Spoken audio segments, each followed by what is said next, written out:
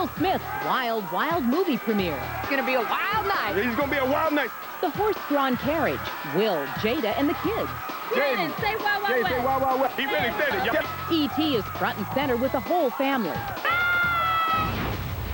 Julia Roberts and Richard Gere, 10 years later, and the Entertainment Tonight cover story.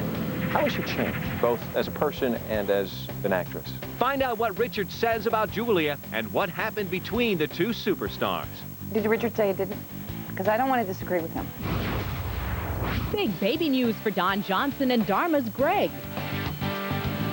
We're there as Thomas Gibson shares a secret with E.T.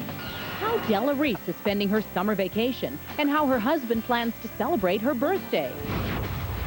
On the set of Tim Allen's new silly sci-fi movie. I get to do stuff like, look, the phaser's on. His first job since Home Improvement is another E.T. first.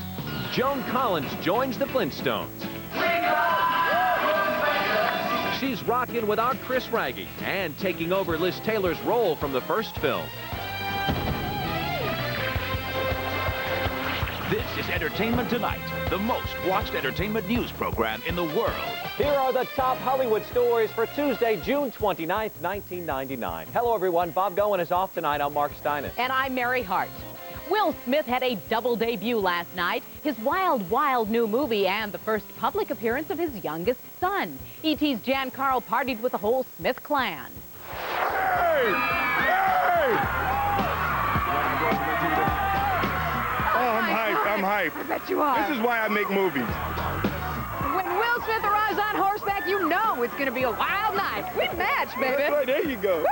I like that. No, don't let go. The prom shot. Where's Jada? Will's cowgirl was right by his side, along with the special posse, the whole Smith family. Trey! Oh, my gosh. Up you, Kyle. Hi, Kyle. Hi, Trey. Say hi, Trey. Look, Say hi. say hi. Hi. Say hi at the camera. Say hi, E.T. Even Will's littlest buckaroo did his best to walk the red carpet with some help from Mom Jada. Jaden, say Wild Wild West. Say Wild Wild West. Jaden. You grab my hat. Now people think we're crazy because we try to get the baby 10 months old. He really said it, y'all. I'm telling you, he really said it. He be saying Wild Wild West. Nice try, Buster. Things were even wilder on the set when Will mooned co-star Salma Hayek off camera. For the moment, it was confusing and shocking, but I can't complain. And audiences probably won't be complaining during Will's wild nude scene. Woo! That was fun. What do you think about sharing that with all the rest of us? Oh, you can have a little piece. Little thing. While Dad got most of the attention at the premiere, Trey got the last word. Hey, Trey, have fun, sweetie. Stay with Daddy. You have fun, too. Okay.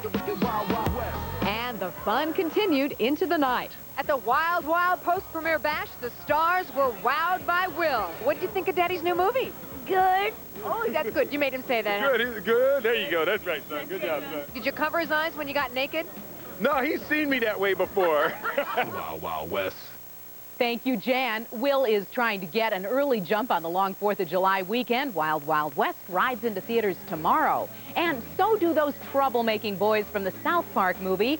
And coming to the big screen on Friday is Spike Lee's controversial new film, Summer of Sam. Summer of Sam has already made headlines because of its sensational subject matter, but as Leonard Maltin tells us, last night in New York, it was the stars on the red carpet who were generating the heat. I've been dying to see it. I've heard a lot about it, and I'm just excited to be here. At the star-studded Summer of Sam premiere, retro was truly the rage. I decided to go for the master of 70s couture. It's Bob Mackie. But New York's Summer of '77 was about more than disco, and Spike Lee's flashback had stars recalling their memories of the Son of Sam. If a guy was walking the street, you got suspicious, you got really paranoid. Me and my sister were talking about that yesterday, how we were so young, but it's like the one summer that we really remember. I lived through the Summer of Sam. When it got dark outside, I was terrified because I thought he was going to come and kill me. I just saw the bodies. The film's subject matter has sparked its share of controversy. I feel sorry for the families because they shouldn't have to relive this experience. But I think the movie's some moral weight to it. It's a film that's anti-violence. It's not about the Son of Sam. It's about the lives of people who are affected by him. Spike Lee told me that he appreciated his actors' attitudes. Everybody knew what the film was about, what the subject matter was about.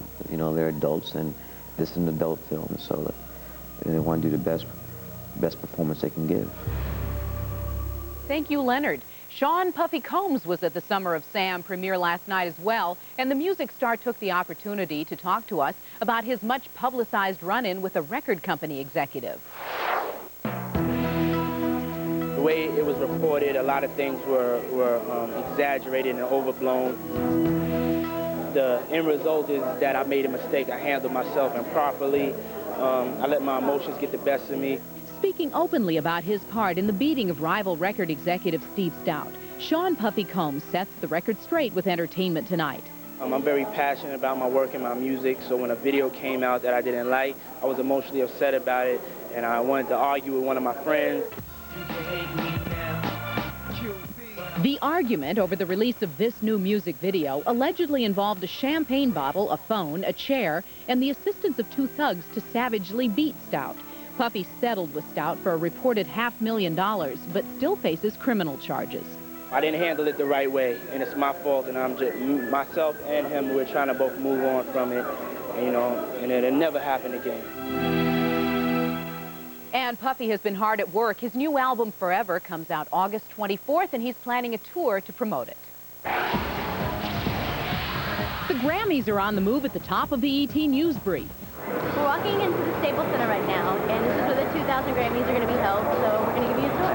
A hard-hatted Leanne Rimes, along with Quincy Jones, Deborah Cox, and other stars, helped announce that the under-construction Staples Center in Los Angeles will be the home of the Grammys next year. They've really been great, and we're really looking forward to it. It's back and forth to New York and stuff was hard on a lot of artists, and now it's really cool to kind of be in the back door of in LA.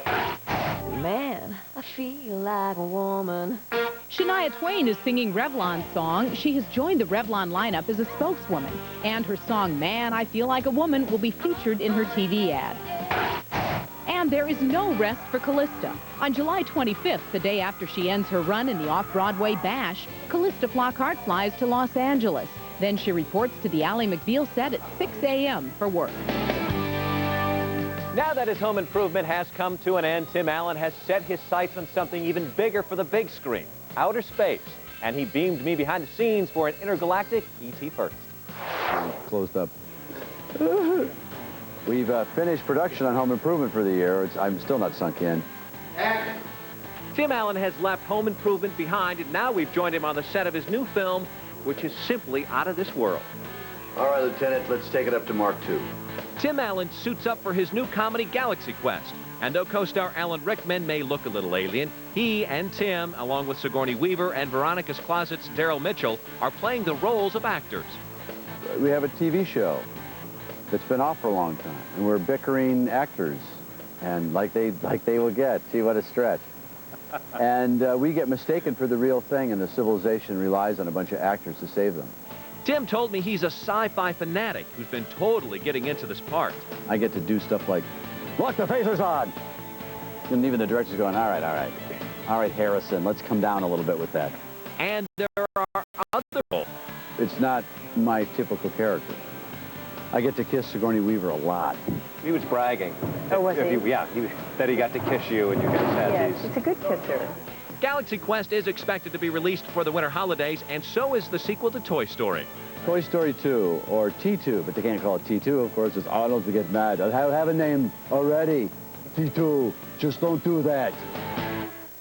The last time Julia Roberts co-starred with Richard Gere, the result? Pretty Woman. Now coming up, Julie and Richard remember making the movie and how the decade since has made them different. How have you changed in that 10 years? Della Reese, why she won't be working much longer on her summer vacation. Joan Collins, as a younger Elizabeth Taylor, she's having a yabba-dabba-doo time on the Stone Age Flintstone set, next on ET.